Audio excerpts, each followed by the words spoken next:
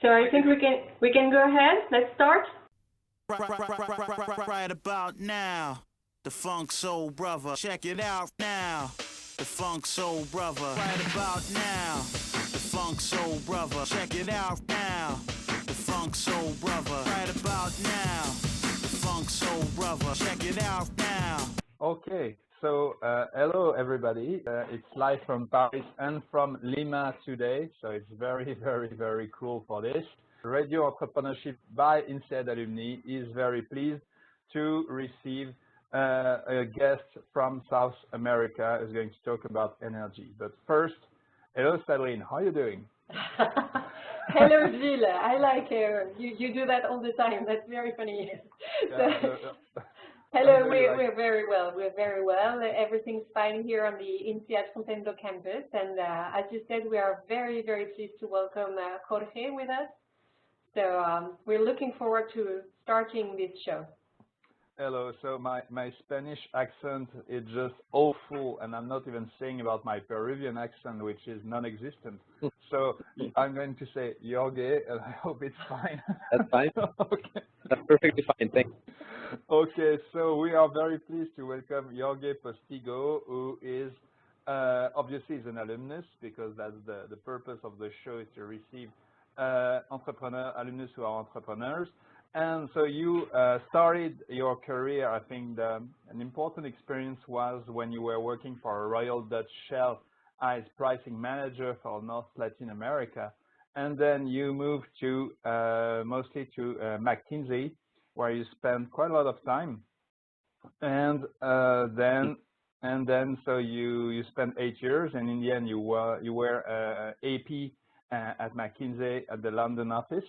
And you went back to Peru in 2015, and you are now both the founder of a company called OPTIMA ENERGIA, and you are also VP Corporate Strategy of Banco de Crédito. Tell me if I'm right or wrong. If I'm wrong, please say it. You're right, Gilles. Well, good morning from Lima. Good afternoon in Paris, and welcome to all the people who are listening. Okay, so you made most of your experience in the energy sector. It was the same at Royal Dutch, which is an energy company. You were working, I guess, in the energy practice at McKinsey, and now you're still in. So you're going to talk about energy and energy efficiency. So if you want, so you can start talking, and then we can ask you some questions later, if it's okay for you. Fantastic. Thank you, Gilles, and everybody. So I'm Jorge Postigo. I'm alum of INSEAD. I graduated in July 2008. As most INSEADers, it was a fantastic experience and probably one of the best years in my life. So I fondly miss it. Now let's talk about energy, and maybe I share a bit more in depth my background. As you mentioned, I used to work for Shell in Peru, so my career started quite early in energy. And after that, I moved over to INSEAD, and after INSEAD, I was hired by the McKinsey guys in the London office, where I spent roughly 7 years there. I mean, it was a great experience. I think it had the chance to do a lot of work in strategy, in marketing, but as you mentioned, mostly in energy and energy companies.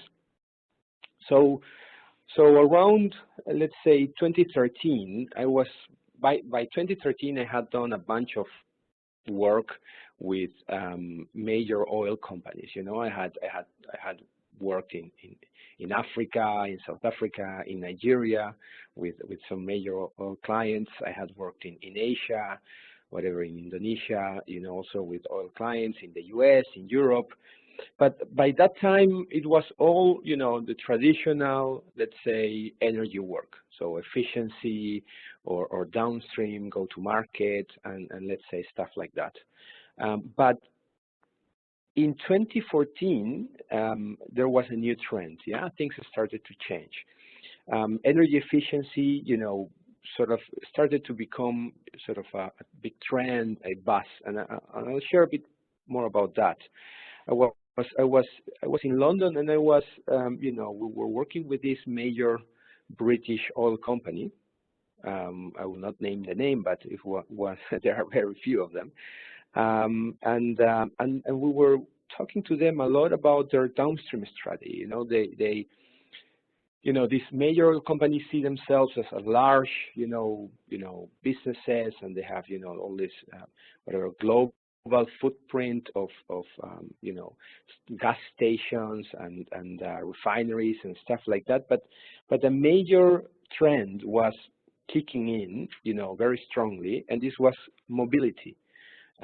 Mobility now has positioned itself as a major trend, but back in 2014, for me, it was something really interesting. And I'll share a bit more about that. So let's take, you know, any car, yeah, any average car. You know, the folks at Google and the economists have estimated that on average, a car is parked 96% of the time. So basically, it's used only 4% of the time. And that's, of course, that's a massive waste, right? Because you have I mean, people have, you know, a big investment in a car, you know, and you know, it costs whatever, 25,000 euros or whatever, 30,000 euros, whatever money you put into buying your car is parked 96% of the time. And so the people at Google back then, you probably know this, started a massive investment on self-driving cars. Yeah, they tested a fleet of autonomous taxis, and they achieved 75% utilization time. So I mean, that's a massive, you know, increase in efficiency, right? And that is because, you know, just like Uber now, you don't need to be parked or waiting for the next guy. If you have an autonomous driving vehicle that, you know, is called on demand, and you have a sizable, let's say, pool of demand, you can really optimize the use. But what does this mean for large cities, right? 75% utilization versus 4%. So let's take a city like Lima, where I live. Yeah, we have 9 million people living in Lima, and we have a car population, a car park of 1.2 million cars, 1.2 million. So I worked out, you know, using estimates by the economist, and basically you could take out of, you know, the roads 80 to 90% of cars. So you could go from 1.2 million cars to 120,000 cars.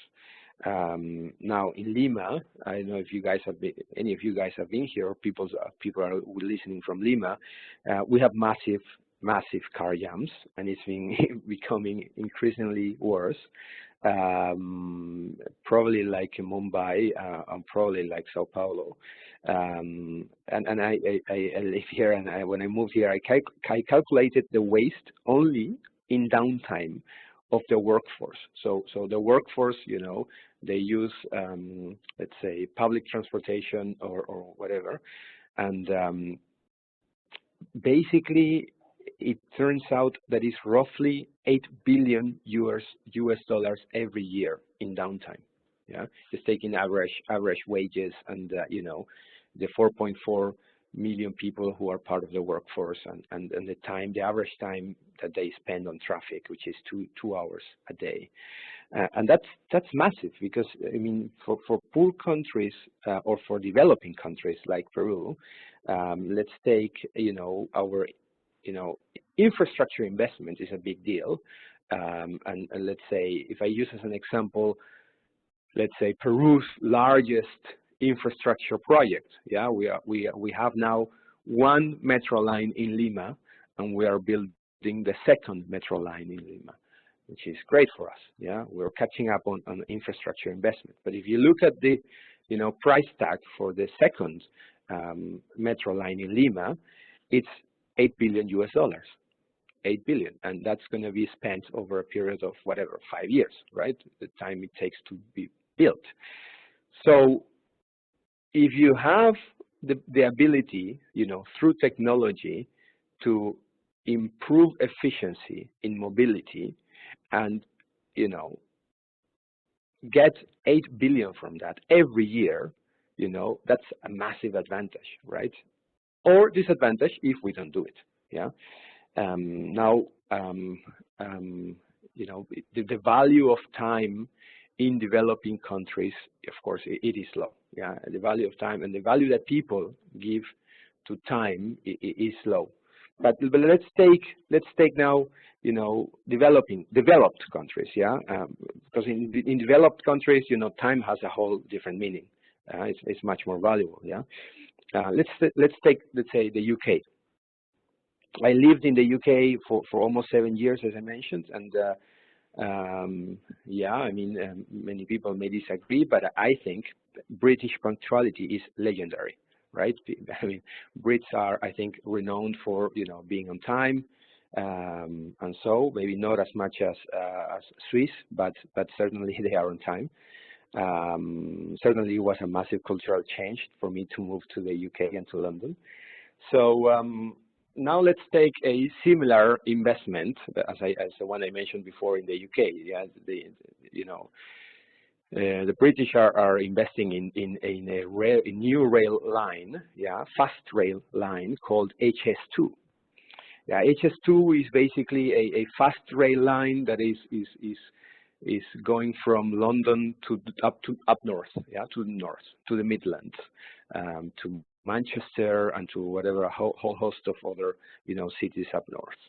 And now, as you probably know, I mean, it's not that the UK doesn't have infrastructure; they already have a number of lines and trains and stuff. And today, actually, I've done that trip a few times. You could take a train from Birmingham to London, let's say, from Birmingham, which is one of the major cities in the north, and it would take you, whatever, 1 hour and 21 minutes. Yeah, 1 hour and 21 minutes by train. Already there are fast trains going from Birmingham to London. And now you have this HS2 investment. Yeah, and it's what that is going to do is it's going to bring the time from 1 hour and 21 minutes to 49 minutes. Yeah, so that's 32 minutes saved. Well, of course, percentage-wise, it's massive, but it's only half an hour that you're saving, right? Anyway, you're taking, an hour and 20 minutes to arrive, an hour or whatever. Yeah, I mean, this is coming from a perspective of a Peruvian talking, but of course that is worth a lot of money. Yeah, but let's take at how much it costs. Yeah, because the HS2 investment is roughly $26 billion. $26 billion, let's say 20 billion pounds or something like that, in infrastructure investment, and that and then a few headaches for politicians who are arguing about it back and forth, but that's a cost, right? That's the cost of the investment in infrastructure. The impact of productivity, so improved efficiency, is massive. Yeah, the folks at KPMG did a study for the government, and they worked out that it would have an annual impact on productivity, based on the time you would save and the people that travel and improve, whatever, of $22 billion per year. $22 billion every year that you get in return for a $26 billion investment. I mean, that's just huge, right? So that's the value of mobility and of efficiency in travel. Now let's go back to my experience in London, right? I was talking about 2014. By 2015, I was already doing a lot of work with energy companies. Now, not anymore, outside of the UK, but in the UK. Electricity companies, whatever, utility companies, and by then there was already a lot of, let's say, there was a new trend, established new trend called the new downstream.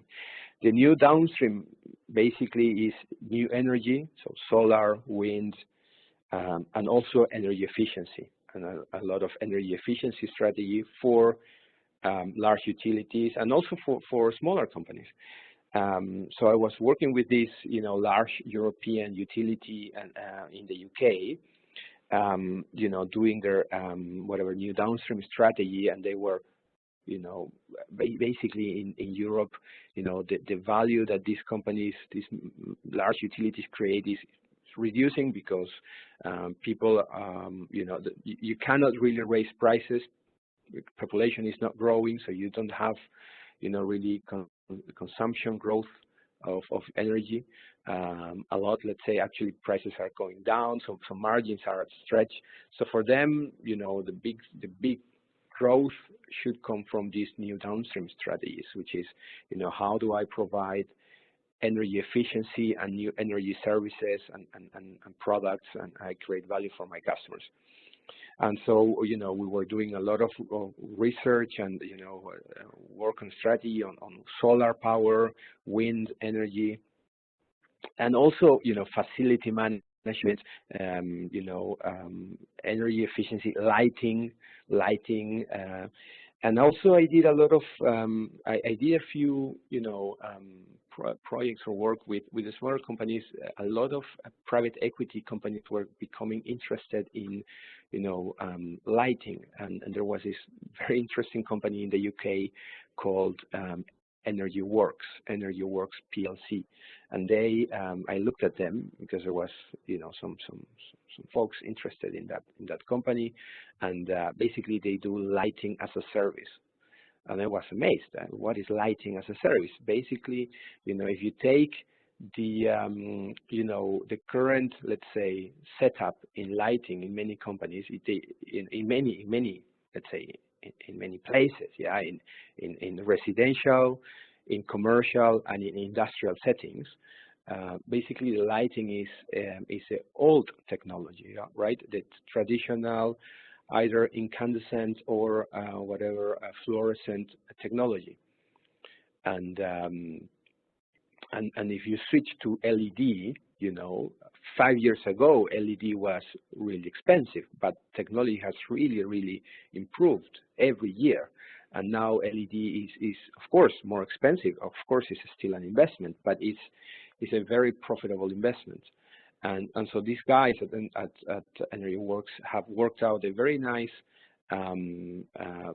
lighting as a service business model, where they basically came in, your company, you have your installed base. Let's say you have a large factory or you have a large warehouse, and you have, your consumption of energy is whatever. You have a baseline of consumption of energy, and but your cash, you want to use for your business.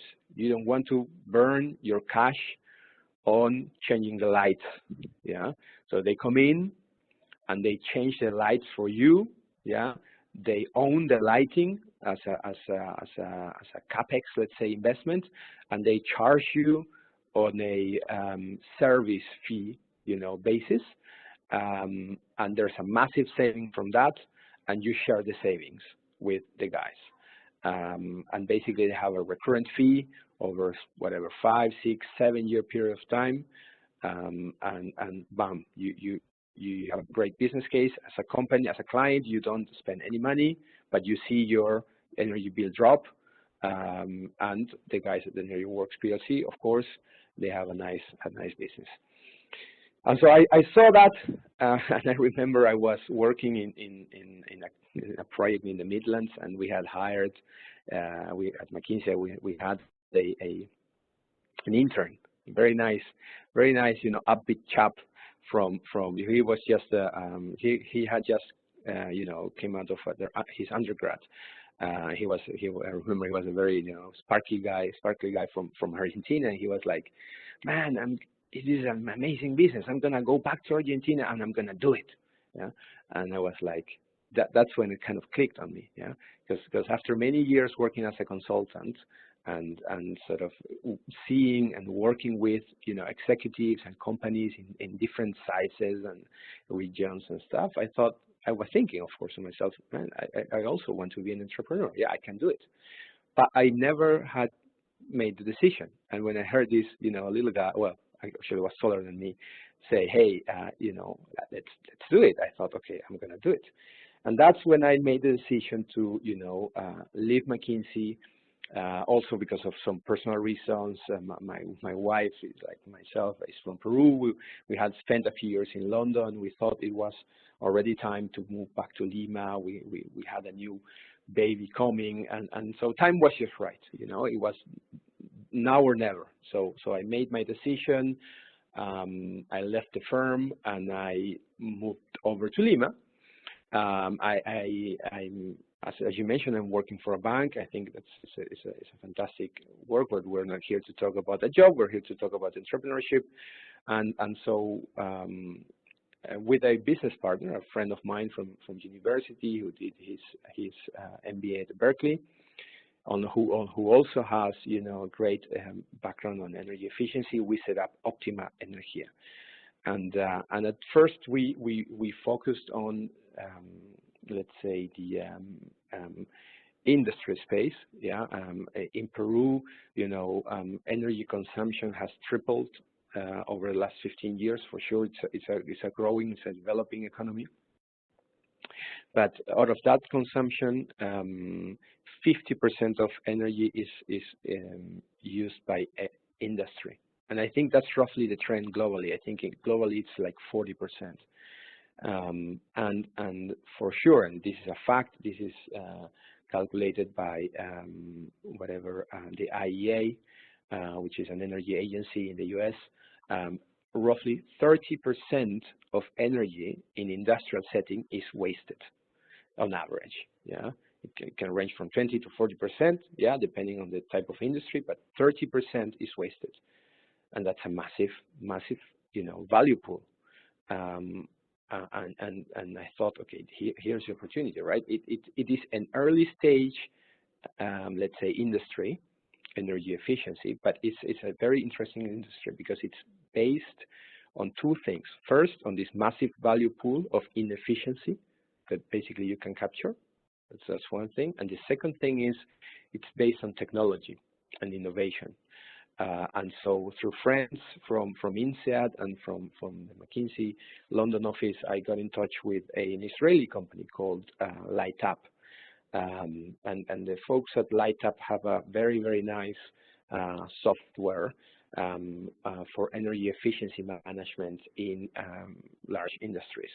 They are the market leaders in Israel. They have a very, very nice, you know, thing going on in the US. They won a grant from the California Energy Commission, and basically they are rolling out their software in 100 companies in California. Yeah, California is, I think it's the 5th or 4th economy in the world, and they have a massive energy issue, so they are really investing to become more energy efficient. And so with these guys, you know, we opened a lot of opportunities and clients, but I mean, it's early stage. And then we got in touch with the guys at Digital Lumens. Digital Lumens is a company based out of Boston. It was set up 8-9 years ago by a couple of ex-Philips guys who saw this massive opportunity. Philips, of course, is a global leader in lighting, but they are really diversified, so they're everywhere. And there was a niche, and there is still a big niche in industrial setting, you know, depots and whatever, warehouses. And basically what the Digital Lumens folks developed is a technology that is based on LED lights, but has, you know, a whole integrated system of sensors and whatever. They record how much electricity each lighting fixture you know, uses, and they have a whole system of you know, wireless communication. So it's basically kind of an Internet of Things solution. Yeah, it's an intelligent lighting solution, and it achieves, you know, over 90% energy cost reduction. 90%. So that's just massive, right? I mean, when I talk to clients here in Peru, they are like, they don't believe me, right? Like for us, we already have 2 large important clients, and we of course are working on a few more. And it's just a great experience for us here at Optima. You know, we basically help clients, you know, save money. That's what we do, and by doing that, you know, we also reduce energy consumption. You know, we have of course a sustainability angle. You know, we love doing what we do. We help people, you know, shine, because people in their works, in their jobs, you know, they you know, they need this kind of solutions, yeah, these business cases where they can go to their boss and say, hey, you know, here's an investment that pays itself in 2-3 years, and it's going to save us 90% of the lighting energy we consume. Yeah, as an experience, starting up as an entrepreneur is tough. It took us a year to get our first deal, but after that, luckily for us, now we have a second deal, a very, very big deal where we beat Philips in a very, very massive, you know, industrial client in Peru, which is very, very iconic. And now we have a number of open conversations and opportunities. We hope that this continues to go well. So I'll stop there, and maybe, you know, we can have a chat, and then maybe you can ask some questions. Okay. Thank you very much. You're obviously an expert indeed in your industry. So one remark, it's cool because I know both Peru and UK. I lived in UK for several years, and I was in Lima in last February, and I really enjoyed Miraflores and Barranco. It was actually very nice. Nice. But I also saw the traffic jam. Yes, so I can clearly see what you're talking about. I have a first question. Sure. There are new actors coming now on the industry. The energy efficiency is a very hot topic right now, and is going to change many different things. Tesla, obviously, in the car industry is already a very big thing. It's going to be huge. I think that more and more car companies, even in France now and everywhere, in fact, I say France because we were a little bit late with this, but now we're catching up, are really going in this direction of first the hybrid or the 100% electric car, and also the automatic, the driverless car as well, which are 2 very important topics. This will have lots of consequences for fossil energy. There are countries, including Peru, which are producers of fossil energy, of petrol, and I saw this on the Amazon, for instance, where I could see some places where the petrol was pumped. And according to you, as you know this industry and as you're an expert in this industry, where all this is going and what will happen to this country? For Peru, for instance, economically speaking, what does it mean? So, I mean, I think that traditional energy, you know, will continue. Based on my experience of working in the energy industry, you know, these massive shifts take time. I mean, this is my take, right? And I don't claim to be, you know, a visionary or have any view into the future. It's just perspective. But I think, yeah, that you know, certainly energy efficiency is a trend, and will start to change many things. But it will take time. Yeah, I think the oil-based economy. I mean, I may be wrong, right? Elon Musk says that in 5 years' time, you know, most European cities will be fuel-free, right? He thinks that basically in 5 to 10 years' time, all cars in major European cities will be electric. I think that that's very radical. But if you work out, what it would take for that to be true, basically means that as of next year or as of 2 years down the road, every car or 50% of the cars or more, or something like that need to be electric, right? If you take into consideration the switching and the renewal time of the car park. So, still beyond economics, the people habits are difficult to change. That's my takeaway. Yeah, people habits are really difficult to change. People are used to, going to the fuel pump. You could say, hey, but you didn't have a smartwatch or smartphone, and now everybody has a smartphone, right? But I think it's different because the infrastructure of cities is not ready. It needs massive investment to make available all their charging facilities and so on and so forth. So that's one thing, right? The demand, let's say. On the supply, I think already if you look at the oil economy, I think it's in a kind of a mess, right? I mean, let's take the biggest oil producers. You have Nigeria, yeah. Yes, oil accounts for most of its economy. Saudi, yeah, as well. Russia has a massive oil glut, and it's producing more oil, pumping more oil. But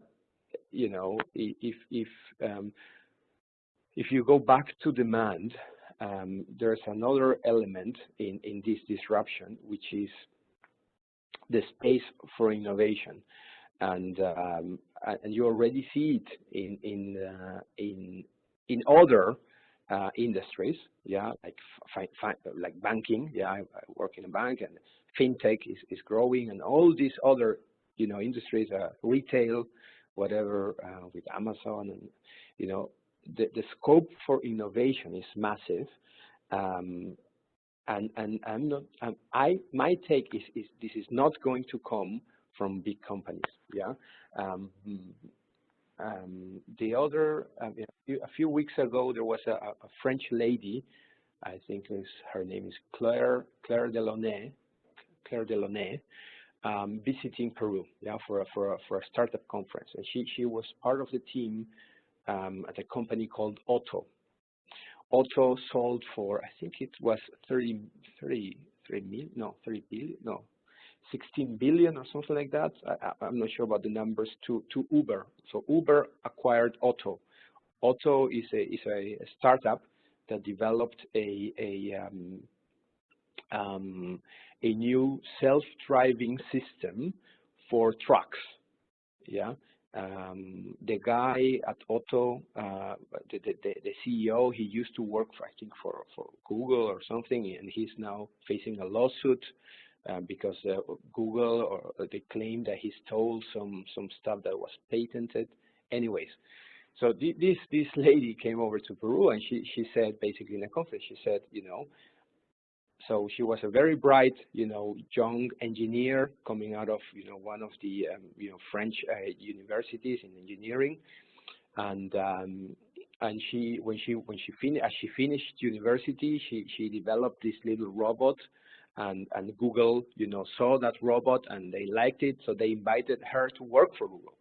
So she worked for Google, I think in France or whatever, and then she left Google because she says that you cannot innovate there, and she left and she joined the Otto team, and basically the classical tail of the startup that worked in a small garage, let's say, and roughly in 6 months, yeah, taking technology that already existed, yeah, you know, put together this solution that works.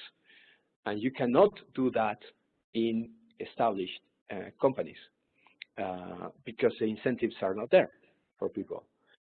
And so that's my take from the energy efficiency space.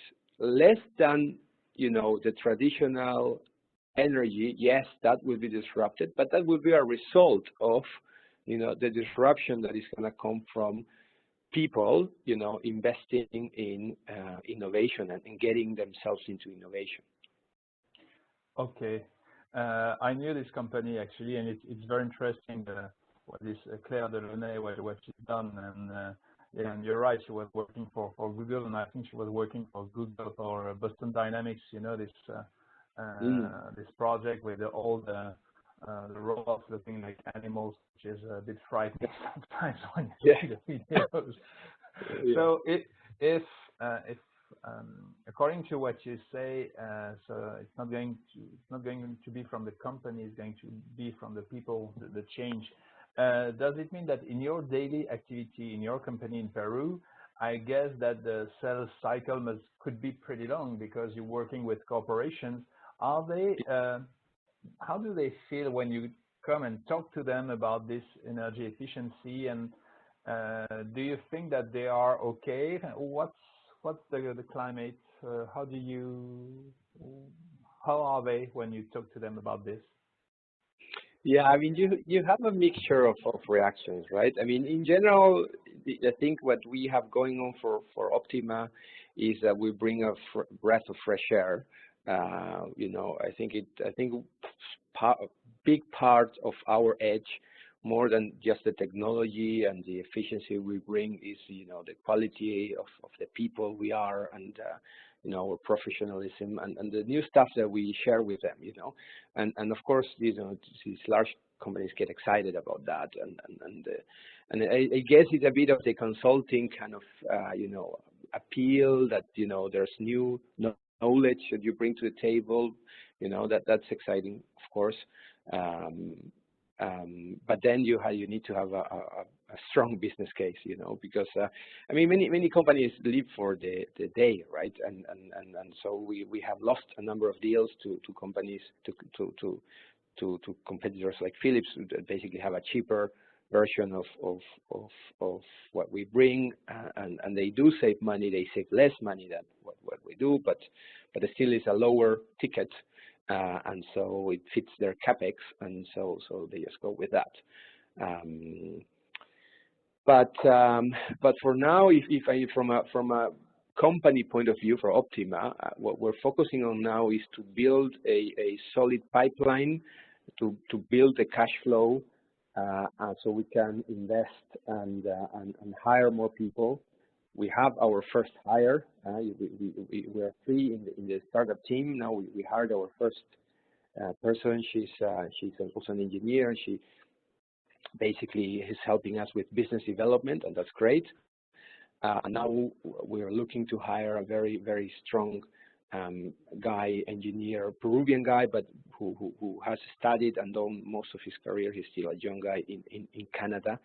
And hopefully we can bring him over to join the team very soon. And so we were thinking more of I'm thinking of how can I grow this, right? Because it cannot be sustained only by myself, you know. Otherwise, it's a one-man show or a two-man show, right? If you grow as a company, you have to invest in the people of the company.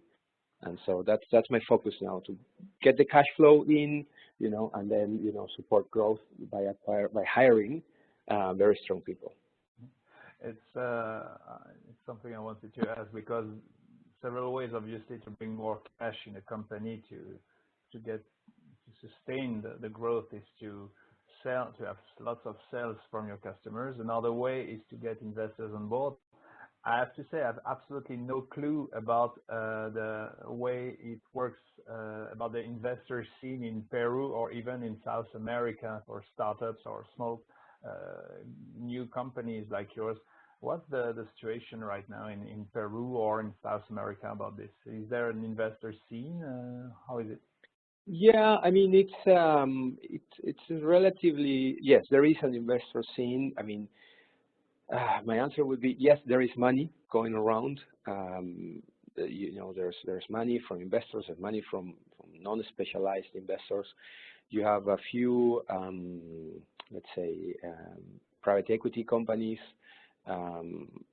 very few Carlyle, Advent, 3G focused very strongly in Brazil, of course, but they are more after, you know, very established business.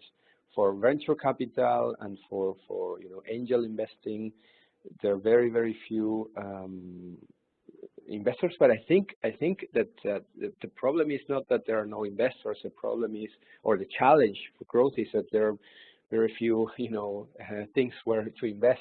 And I mean, that's at least a take I get. You know, a friend of mine used to work for a local private equity fund, and he left and he set up his own, you know, fund for angel investing or venture capital investing in Peru, and basically he's having a hard time finding where to invest, and now he's had to, you know, find investment opportunities in Mexico, and so I think the region is maturing. You know, it's very early stage. I think there are a number of opportunities where to invest. I myself am thinking of, now that the company, you know, is in a steadier pace of growth, to start focusing more on some more innovation, right? Let's see. Okay, but if right now in a place like Peru, does it mean, I guess it's probably that there are the people, there are needs. So I guess that there is opportunities for motivated people to create something, to create a company. Why is there no startups? It's because it's too early, because it's just a new starting scene. Is it because of red tape, or because of do you have some? It's not really a red tape. No, it's just the startup scene is relatively new. You have a lot of businesses coming in. For example, I'm talking about Peru now. You have a lot of let's say startups coming over from Argentina. You know, for example, let's take the real estate portals like Supla in the UK. Here in Latin America, you have Adonde Vivir, Where to Live. It's a large you know, startup based out of Argentina. You have retail, you know, online retailing companies. There's one called OLX that's also based in Argentina. A friend of mine, a young kid who used to work with me in McKinsey and then here at the bank, left and moved over to Buenos Aires to work for OLX.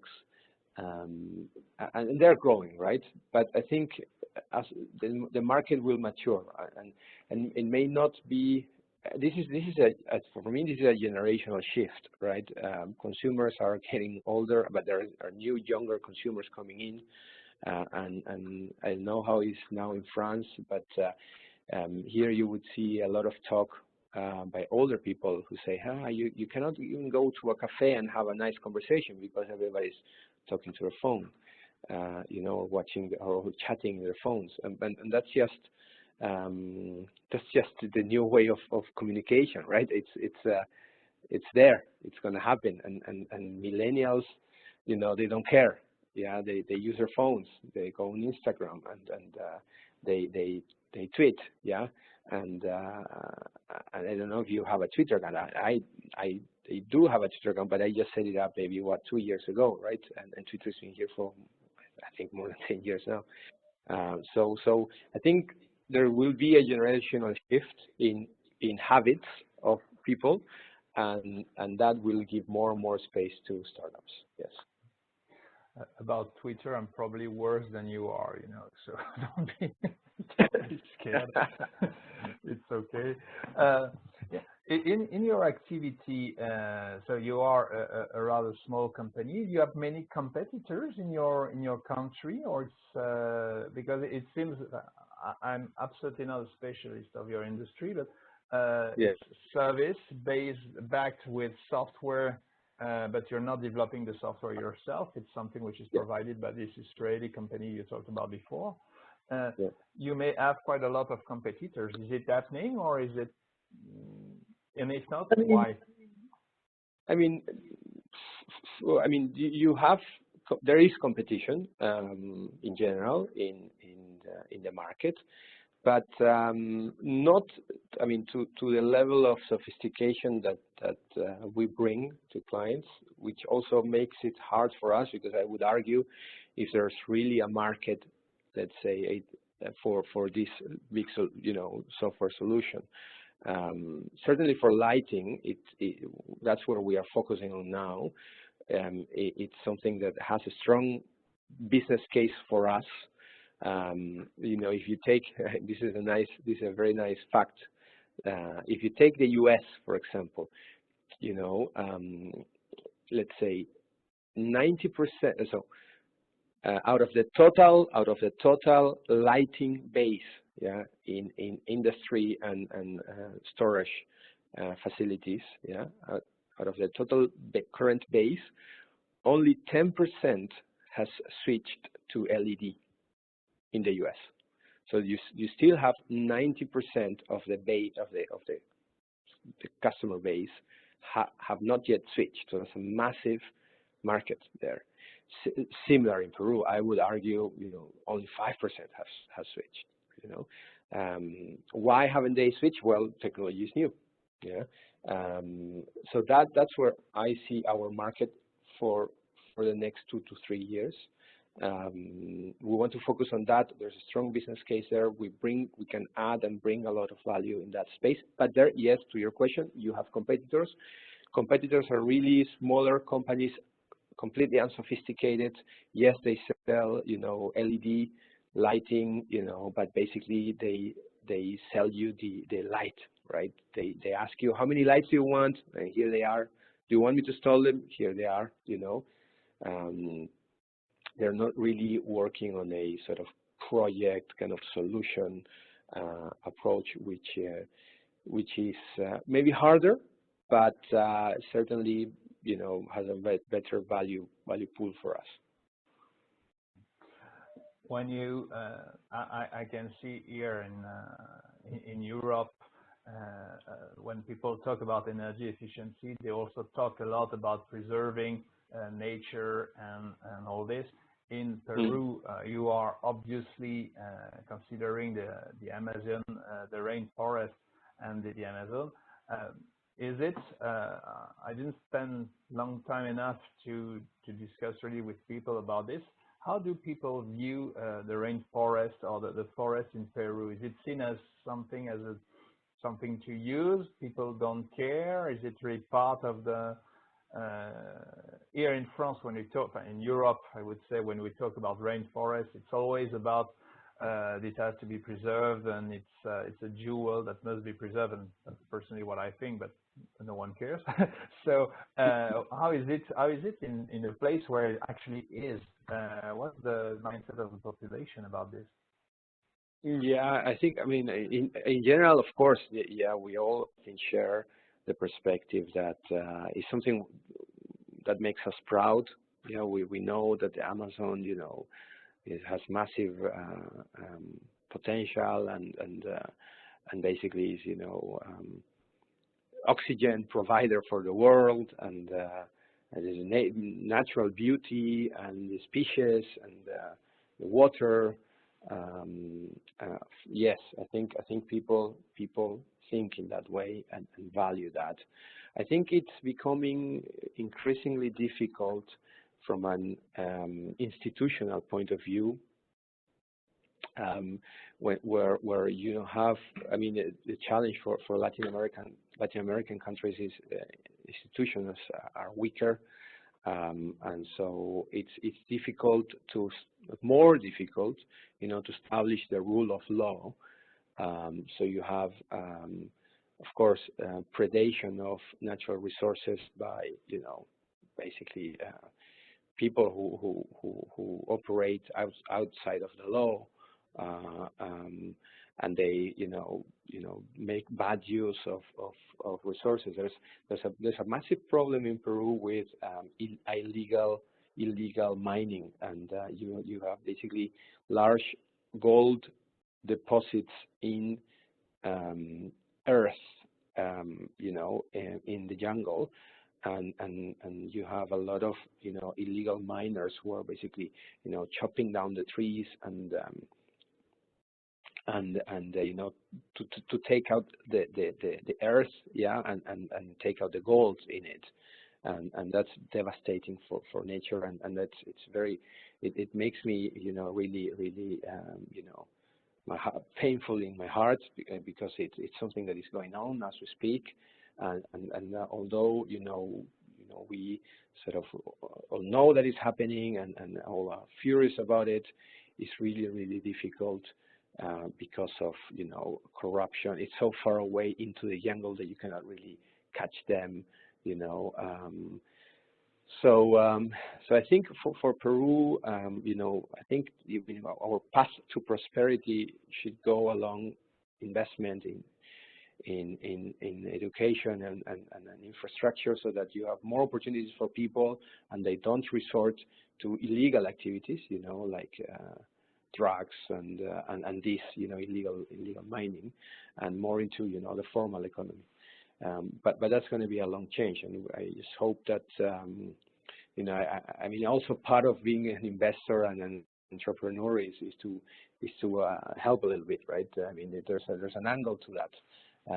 If we can, we must do it, right? So yeah. So hopefully soon, this approach to the value of nature trickles down to people, and we control the threat of these things that are really menacing the jungle, right? Okay, thank you very much, Jorge. So we're coming to the end of this show. So before we end, I ask you a question before, and I ask this question to everyone. Try to ask your favorite song about entrepreneurship, and what is the song that makes you happy and gives you energy. And so you gave me a song. It's I can ask you to say it, or I can say it myself. What is it, the choice you made? And if it's not too private, can you tell us why it means something for you? I think it was Wilson Phillips, Hold On. Yes. Yeah. Hold On. It's a bit of a joke between my wife and myself, because it probably she considers it a girl song, but I don't care. I like it, and it's cool. It's cool. I have the same stuff with my wife for some songs. So I find it a catchy, funny, upbeat, uplifting song, and I think it's in life, you just gotta hold on, right? That's a learning, and being an entrepreneur, this is my learning, more than anything in the corporate world, really takes a lot of patience and a lot of frustrations. So yeah, so when I hear that song, it makes me smile and keep going on. This is cool. SAbrine, do you know this song? No, actually, I was looking at YouTube when you mentioned it, but I think we all have, a kind of funny song like this, that make us smile, and just see the day a little bit lighter than usual. Actually, Jorge, I thought it was really, really interesting to hear that your company is providing a kind of tailor-made solution, to compared to your competitors. It's a very interesting topic, and as you said, it's really an important point, for the business right now to have the energy efficiency deal by someone. So, well, Gilles, now I leave the word of the end to you. Okay, if you want to. So one thing I would like to say is you probably don't know, Jorge, that 3 years ago I organized in Paris. It was an INSEAD event about mobility actually, and it was very interesting. We had several actors in mobility. We had BlaBlaCar, I guess you know them. Yeah. You know, yeah, of course. We also had some other people. It was very interesting, but we had no one. In fact, I completely forgot to include people from the energy world, and I understand. And it's terrible now because after everything you just said, I said bloody hell, and I was thinking to myself, you are so dumb. How could you forget? That's right. That's what it is. So thank you very much for this. Sure. Okay, so Jorge, thank you again. Thank you very much. It was very early for you, and we really do appreciate that you took the time to tell us more about your work, about the energy, and about Peru and South America. So thank you a lot. We'll be back, in fact, in two weeks. I think it's the 12th of 3 weeks, not 2 weeks. It's the 12th of June. And we're going to receive Alex Guennec, who is also an alumnus, and it's going to be a very different talk. It's about social video and social media. Alex Guennec is the managing director of Endemol Shine, and I think also is also now working for UNICEF, UNICEF UK. So it's going to be also very interesting. So again, Jorge, thank you very much. SAbrine, thank you very much, Jorge. Thank you. Thank you very much, guys. Very pleased to talk to you. Have a great day. Have a good day, and see all of them later. Goodbye. Goodbye. Thank you. Bye.